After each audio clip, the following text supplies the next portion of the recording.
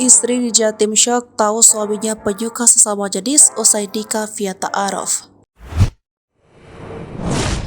Kisah pernikahan pasangan asal Madiun ini viral. Sang istri akhirnya menggugat cerai suami setelah mendapat suami yang menikahinya penyuka sesama jenis. Padahal mereka sudah 1 tahun menikah. Kecurigaan muncul karena berbagai peristiwa yang dialami sang istri. Kisah itu viral seusai diunggah di akun TikTok @initialr. Dalam video yang diunggah terlihat juga sebuah dokumen yang menunjukkan soal perceraian keduanya. Selain itu, ia juga memamerkan foto saat prosesi pernikahan. Dalam video itu, ia turut menyertakan pertanyaan kepada suaminya untuk memilih istri atau memblokir semua komunikasinya dengan teman lelaki. Di akhir-akhir dengan emoji tanda pelangi. Saat dikonfirmasi, perempuan tersebut pun membenarkan telah sengaja mengunggah kisahnya di TikTok. Ia menceritakan kisahnya bermula ketika keduanya berasal dari Madiun bertemu lewat jalur ta'aruf. Setelah akad nikah, ternyata keduanya tidak tinggal bersama. Suaminya kembali ke tempat kerja di luar kota dan sang suami menjanjikan akan memboyong istrinya ke tempat suami.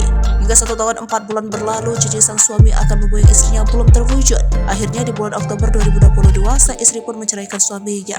Lalu pada bulan September, sang istri sudah memiliki semua bukti yang menunjukkan suaminya ternyata penyuka sesama jenis. Ia juga menceritakan ternyata selama ini suaminya tak berada di luar kota, melainkan mampir ke teman suami. Sang istri juga pernah memergoki suami transfer dengan keterangan I love you ke rekening laki-laki. Mulanya sang suami berkelit tak mengetahui, akhirnya suaminya pun mengakui bahwa mempunyai kelainan.